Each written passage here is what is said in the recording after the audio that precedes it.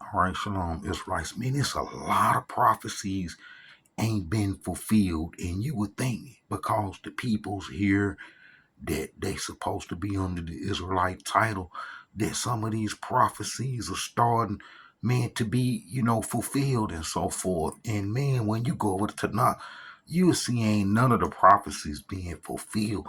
So what's wrong? What's going on? I didn't explain how the people from Africa, that stock, are basically servants in the land, and it's like the Philippines, the folks from the Philippines, man, they are caretakers, and the folks from India, they almost like in the same position that the Africans are in. They clean, they sweep, they wash windows, they open doors, man, and they servants, man, and they go deliver food, and then that's the role that they play. It's no chance of them changing their position over here in the promised land. And it's like that. They stuck. So what's wrong? Why ain't these prophecies being fulfilled with Edom coming up off the land? We know the Edomites and the Moabites and all them, came and took Jerusalem over when our ancestors got chased out the land and went into Africa. And then if you read the book of Obadiah, if you read the book of Obadiah, man, you be like, man, what happened to the prophecies, and why come these folks ain't fulfilling these prophecies, especially when it talk about, how, we Israelites are supposed to, get up with Edom and get Edom out of our heritage. Why Edom ain't being chased out of our heritage and so forth, and why come the Africans are at the bottom and they ain't on top. Look, this they shall possess the Neg in Mount Esau, as well as the Philistines. They shall possess the Ephraimite country in the district of Samaria, Benjamin, along with Gilead, and that exiled force of Israelites shall possess what belongs to the Phoenicians and so forth. You know what I'm saying?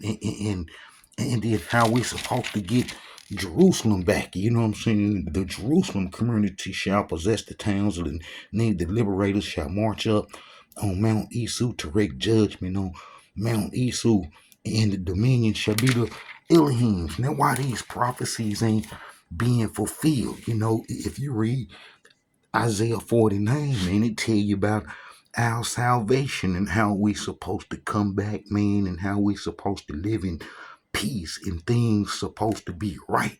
You know what I'm saying? And how Almighty Yah supposed to turn the peoples that was against us and make them for us and make them really be down with us. You know what I'm saying? Why come this not being fulfilled in 49, as well as Deuteronomy 30? You know what I'm saying? I think it's 32. Deuteronomy 32. Why ain't it being fulfilled? Why ain't these prophecies being fulfilled? Something ain't right. Look, when all these things befall you, the blessing and the curses, we know that we got the blessings when we, left Egypt, and Almighty Yah gave us the inheritance that He said that He would give us. And then the curses come because we couldn't leave those Egyptian religions alone.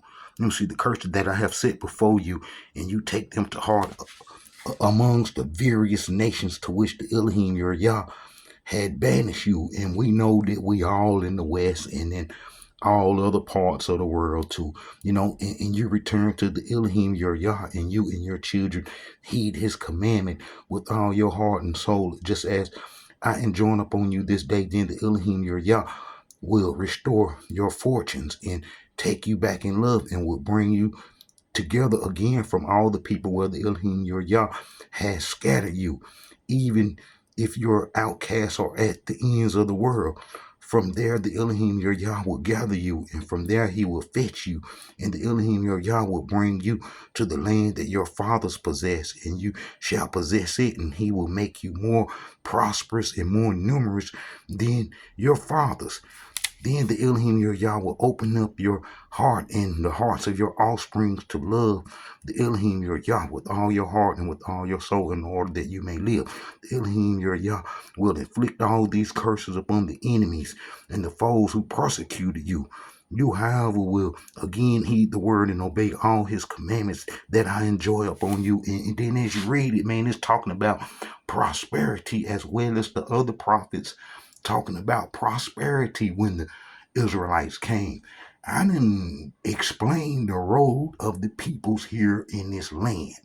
It's no way possible that the people, some of them claiming the Israelite title can, possibly be Israelites, because why ain't these prophecies being fulfilled? If you read the book of Obadiah, you'll see that the Edomites, man, took Jerusalem and supposed to yield it to us, and we supposed to get that back.